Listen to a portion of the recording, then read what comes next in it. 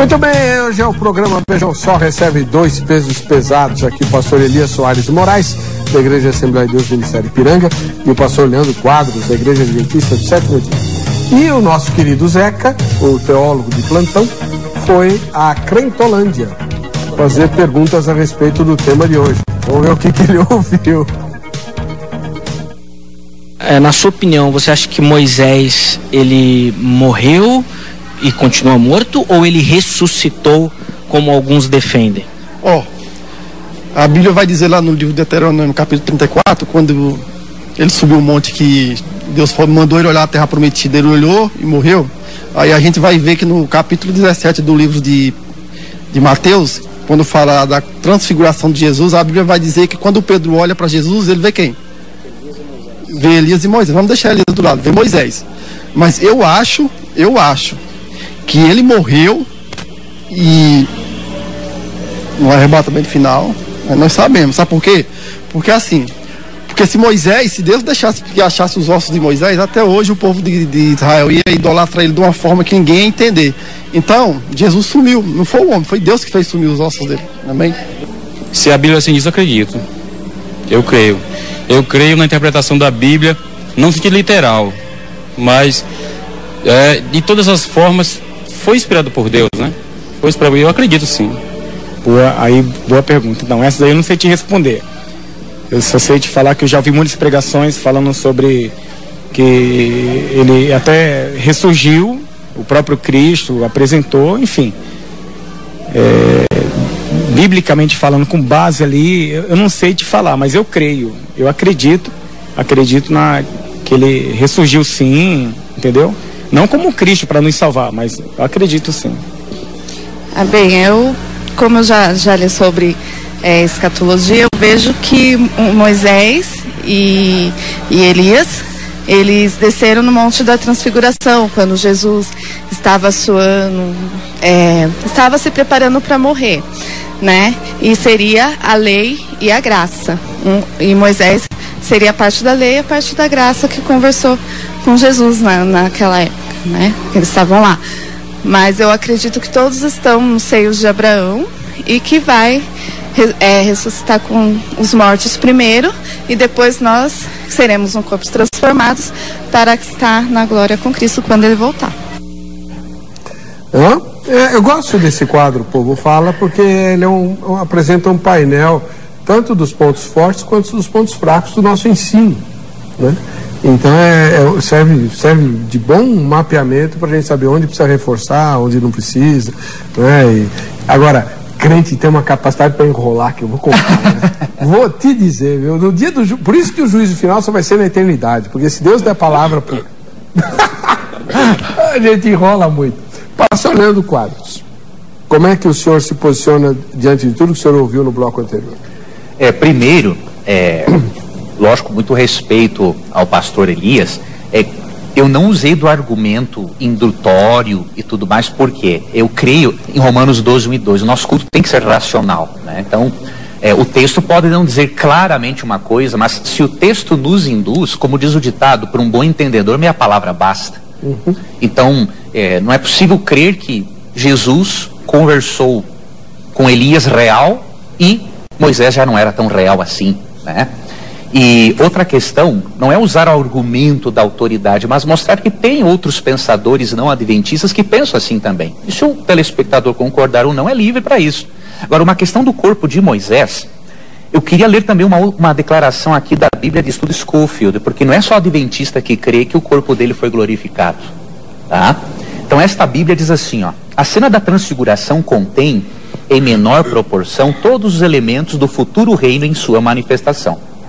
O Senhor Jesus, não em humilhação, mas em glória.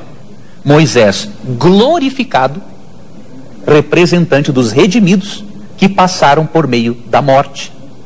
Passaram da morte para o reino.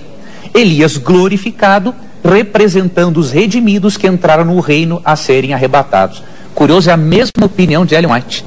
Ela diz que Moisés, glorificado, representa aqueles que irão para o céu após a ressurreição. E Elias, que foi vivo para o céu, representa os justos que irão vivos para o céu por ocasião da volta de Cristo.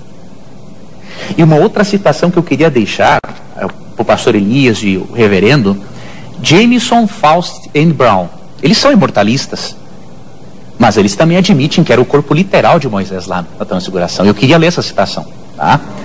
Sobre o corpo de Moisés, seu corpo literal. Que o corpo de Moisés foi levantado, vê-se de sua presença com Elias e Jesus, que estavam no corpo na transfiguração. Então, esses imortalistas, um comentário clássico, também reconhecem que era Moisés realmente que estava lá. Então, não podemos dizer assim, olha, definitivamente não tem como Moisés ter ressuscitado. Pelo contrário, as evidências apontam muito mais para a ressurreição de Moisés. Por causa da transfiguração. Da transfiguração, então, pastor, mas aí é que entra o meu grande espinho. O texto da transfiguração aponta nessa direção para um monte de eruditos, mas não o texto de Judas. Sabe o que eu me apego em Judas, reverendo? Não que ele diga aberto como da transfiguração, mas a palavra ali para disputa entre Miguel e Satanás, ela é uma palavra muito forte, reverendo, para ser uma coisa muito simples, sabe? De cunho jurídico. É de cunho jurídico. Então, vou disputar porque eu vou enterrar o corpo. Não, eu vou enterrar o corpo é muito pequeno. Eu acho que nós minimizamos, reverendo, muito a seriedade, pastor, do grande conflito cósmico. O grande conflito entre Cristo e Satanás envolve coisas muito mais profundas do que disputar um corpo morto. Então eu creio que tinha sim uma demanda legal pelo merecimento ou não da ressurreição de Moisés. Eu consigo ver isso nesse termo. O senhor ficou me devendo uma resposta, pastor. A literatura extra-bíblica mais antiga, né? Como é que se fala? Testamento de Moisés são os livros pseudoepígrafos. Pseudoepígrafos. Eles acrescentam mais detalhes do que o que a gente tem em Judas? Aí é que está. Esta citação de Judas nem sequer consta em nenhum desses livros apócrifos. O senhor mencionou. Então, esta citação específica não consta. Eles vão falar sobre Moisés, a ascensão de Moisés e o testamento de Moisés, mas esta citação específica não está em nenhum. Foi uma reconstrução que eles fizeram nos livros apócrifos, o testamento de Moisés e também a ascensão de Moisés, que julgam ser o mesmo livro. O que eles são levados a pensar, e que inclusive aí Ellen White entra em contradição, porque num ponto, em algumas obras, nas 4 obras, ela acaba dizendo que a questão foi essa peleja judicial para ressuscitar Moisés. Mas, ao mesmo tempo, ela apresenta que o povo era levado à necrolatria, eu estou usando o termo técnico da palavra, necrolatria e necromancia, ou seja, a adoração e consulta aos mortos. Por isso, Deus escondeu o corpo de Moisés. É nessa direção que estas obras vão caminhar. Agora, ainda reconsiderando esse argumento da autoridade, o deducionismo, aí que eu digo que esse argumento ele é deducionista. Porque ele fala, eu acho, eu penso, eu tenho para mim. A Bíblia não trabalha com esse expediente, eu acho, eu penso, eu tenho para mim. A Bíblia trabalha com certeza. Quando a Bíblia vai falar de ressurreições, que nós temos 13 casos de ressurreições. Na Bíblia, olha só para citar, olha que interessante, 13 casos. Todos os 13. O filho da viúva de Sarepta, 1 Reis 17, 17 a 24. O filho da Sunamita, 2 Reis capítulo 4. O homem lançado na sepultura de Eliseu, 2 Reis capítulo 13. A filha de Jairo, Marcos capítulo 5, 35 e 42. O filho da viúva de Naim, Lucas capítulo 7, versículo 11. Lázaro, João capítulo 11. Jesus, Mateus 28, Marcos 16, Lucas 24 e João 20. Os santos de Mateus 27, 52 e 53. Dorcas, Atos 9, 36 e 42. Eutico, Atos 20, 9 e 10. A ressurreição dos salvos, 1 Coríntios 15, 23, 50 e 54, 1 Tessalonicenses 4, 13 a 18 e Apocalipse 24. As 2 testemunhas, Apocalipse capítulo 11 e a ressurreição dos ímpios, capítulo 20, versículo 5, 11 a 13. Isso aqui é certeza, aconteceu e está registrado. Moisés é dedução, é ilação, é conjectura, é eu acho. Quando, por exemplo, o Dr. Scofield e outros teólogos também, com todo respeito a esses homens que deixaram um grande legado, parece-me assim que eles não consultaram muito bem Mateus capítulo 17, versículo 9, onde Jesus, é Jesus que diz, a ninguém conteis a visão. Era uma visão. Jesus diz que era uma visão, mas eles esqueceram de ler esse texto sagrado. Por outro lado... Qual é a ilação? Não, vamos explicar isso para o telespectador. Porque eu sei que o pastor Leandro deixou claro que não podia ser uma visão, não é isso?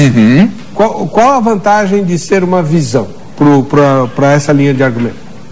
A vantagem de ser uma visão é que a Bíblia não diz que Moisés ressuscitou. Nós não podemos afirmar com certeza aquilo que a Bíblia não diz com clareza. Independentemente de qualquer desdobramento ou consequência, eu não posso impor uma ideia ao texto. Isso chama-se exegese e não exegese. Mas eu não estou entendendo a dificuldade. Não precisa ser uma visão. Por exemplo, vamos pegar o relato lá de Lucas 16, em que Jesus fala o que acontece no mundo dos mortos. Certo? Muito bem. Você tem lá diálogos de pessoas que não ressuscitaram, concorda comigo? Elas não ressuscitaram, elas estão lá falando. Então, não pode se tratar do mesmo gênero de coisa, porque foi uma transfiguração. O mundo espiritual se abriu diante dos olhos de Pedro, Tiago e João e de Jesus. Pois é, eu continuo afirmando que é uma visão, porque a Bíblia não diz que foi real. A minha implicação é afirmar que Moisés foi ressuscitado pelo arcanjo Miguel. Isso é uma afirmação. Quando a Bíblia não diz, e por isso eu digo, é uma ilação. Agora eu vou explicar o porquê que é uma visão. Primeiro, a palavra visão, ali no texto grego, vem de chorama. As 12 vezes que esta palavra, que este vocábulo, aparece na Bíblia, em todas as vezes implica em uma visão sobrenatural. Em algo sobrenatural. A primeira citação que está nos evangelhos sinóticos, que trata-se de um rapax legômeno, porque nos evangelhos sinóticos aparece apenas uma vez, é uma visão. Nas demais passagens, por exemplo, em Atos capítulo de número 9, versículo 10 até o versículo 12, olha que curioso, Paulo está lá na rua direita, na casa de Judas, e o Senhor encontra-se, fala com Ananias em uma visão e diz: olha, Ananias, eu quero que você vá até a rua direita, a casa de Judas, porque tem um cidadão de Tarso, o nome dele é Saulo, e ele está orando. E numa visão, ele via você chegando e impondo as mãos sobre ele. Ora, ele via Ananias, mas ele nunca viu Ananias. Ananias estava ali, mas numa visão.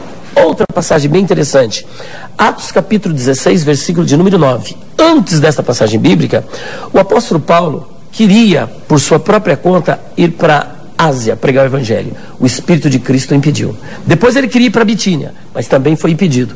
Quando de repente, na noite, no versículo 9, ele teve uma visão em que um varão macedônio vinha conversar com ele. Então o fato de, nesta visão, Moisés e Elias estar conversando com Jesus, não implica negativamente no fato disso ser uma visão, porque Paulo também teve a mesma coisa, e é importante nós recordarmos que a palavra grega que aparece ali no versículo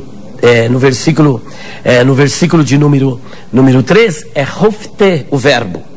E a ideia de que a visão foi trazida até eles, assim como o varão macedônio foi trazido até Paulo. E conversou com Paulo e fez um pedido para Paulo: passa a Macedônia e ajuda-nos. A pergunta é: aquele varão estava em carne e osso ali, de forma tangível, para que Paulo pudesse tocar nele? Não, porque foi uma visão. Uma outra passagem bem interessante está em Atos capítulo 12, onde Pedro está sendo liberto da prisão pelo seu anjo, e ele não sabia que era real. A palavra grega ali, aletheia, realidade, tangível, mas ele imaginava que fosse uma visão. Então, todas as ocorrências do vocábulo chorama no Novo Testamento implicam necessariamente a uma visão sobrenatural e não a um ato tangível. Então, a minha implicação é que a Bíblia não diz. Por que eu vou impor uma ideia que a Bíblia não está dizendo? Para o senhor, por que é tão real e não visão? Tem um pensamento que diz assim, nem tudo que é lógico é verdadeiro, nem tudo que é verdadeiro é lógico. Então, apesar de ter sido lógico o que o pastor disse, não é correto, não é verdadeiro. Por quê? Vamos lá. Primeiro, em Atos 7:31, a palavra para visão não se refere simplesmente a uma visão não palpável, não real, né? Então em Atos 7:31 diz assim: Moisés, porém, diante daquela visão, ficou maravilhado, e aproximando-se para observar, ouviu-se a voz do Senhor. Moisés viu algo realmente na sarça. E esse mesmo termo, Horama, ele aparece em Mateus 17. Então, uma diferença muito grande, por exemplo, entre a visão de Paulo em Atos 16 e a de Mateus 17. Paulo não ficou batendo papo com a visão. Jesus transfigurado conversou com Moisés. É muito diferente. E outro detalhe interessante é um geógrafo grego, deveríamos chamado Pausanias. Ele usava a palavra Horama, né, em referência para descrever, fazer uma descrição geográfica da Grécia. Então, mesmo que tenha um sentido assim simbólico, o sentido primário de Horama é literal. Por exemplo, a palavra panorama. Panorama de Horama é algo real, é o que eu estou vendo. Não é uma coisa assim simplesmente simbólica. E para fechar esse pensamento, eu quero deixar mais uma citação. Dessa vez é de Norman Champlin, sobre esse assunto. Alguns intérpretes não aceitam a aparição objetiva desses homens, mas acham que o acontecimento foi um tipo de visão que dispensava a presença literal dos mesmos.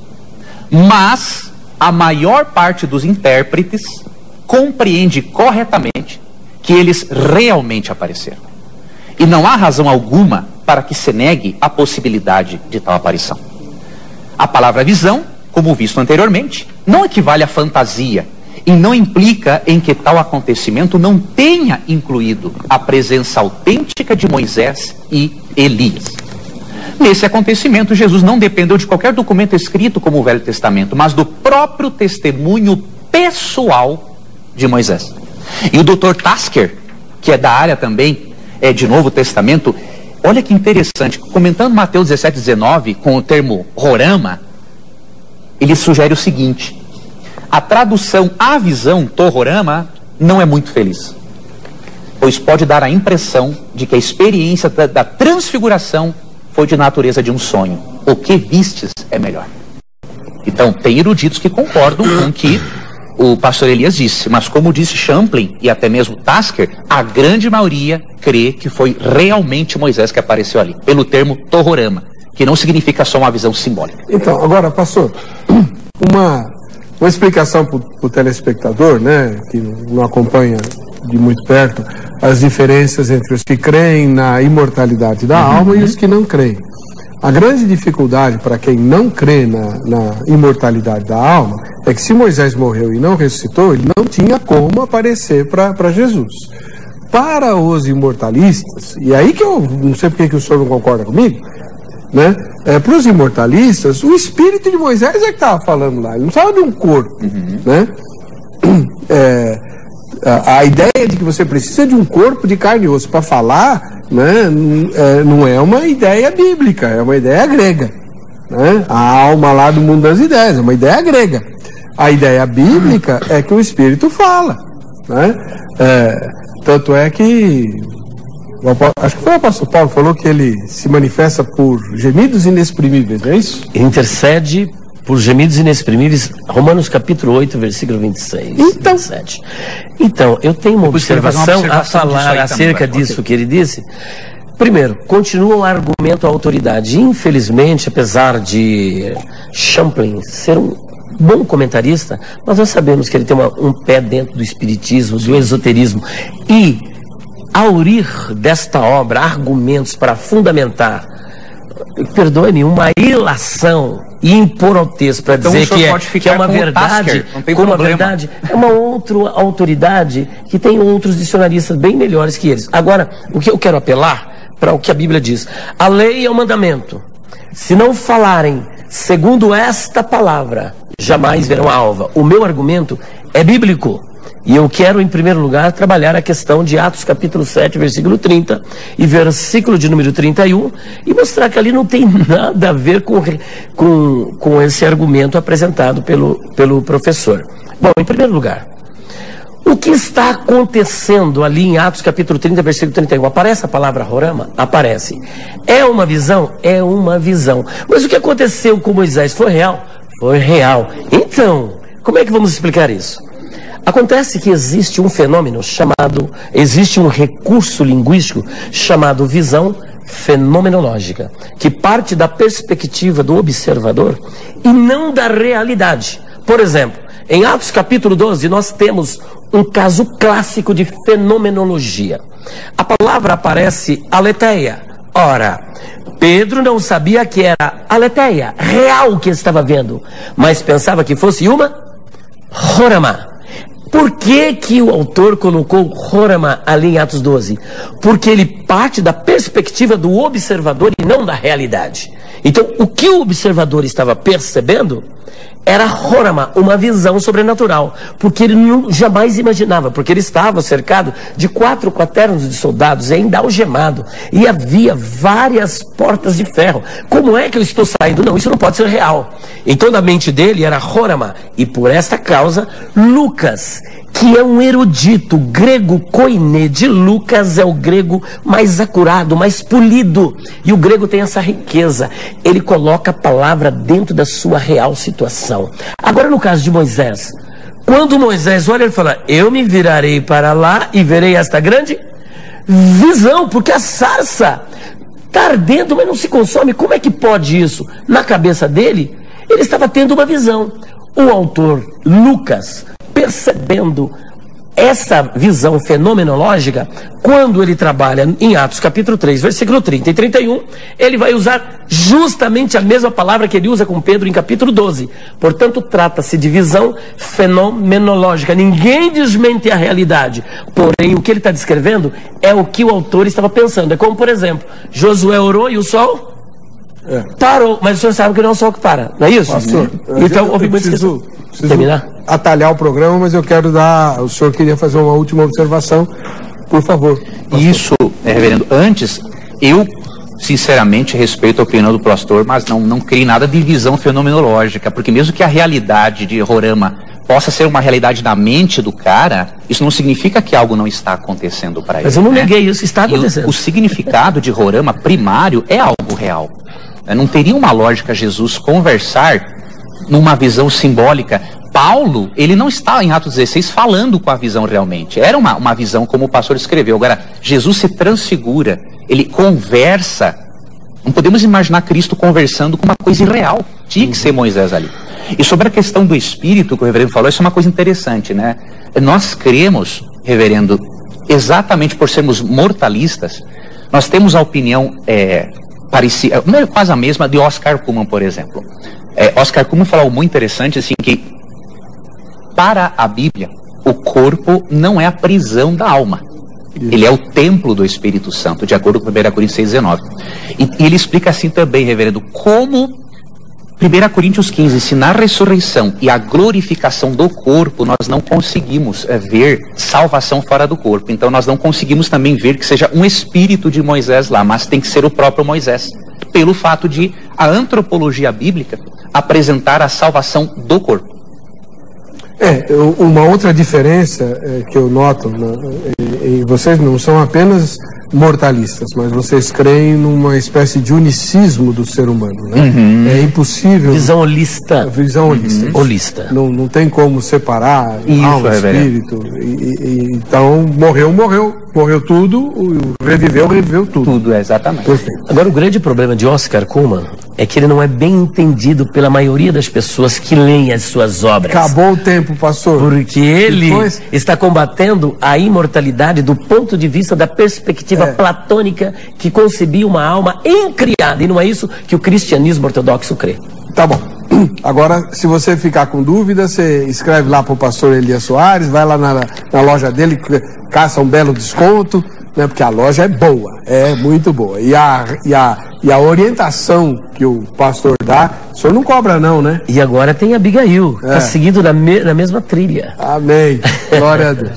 O contato do pastor Elias Soares de Moraes, da Igreja Assembleia de Deus e da Livraria Crescendo na Fé, e do pastor Leandro Quadros, da Igreja Adventista do Sétimo Dia, apresentador brilhante do programa A Mira da Verdade, está no site vejamsó.com.br. Ali na aba convidados você tem o contato deles para mandar e-mail, fazer convites, convidar para palestra, tirar dúvidas, etc. Tá bom? Vamos ver quem ganhou o presente da grade, que o tempo estourou. Ronaldo, lá de Betim. Deve ser nas Minas Gerais, Betim, né? Então, vamos lá. Muito obrigado pela audiência. A gente se encontra no próximo Vejam Só.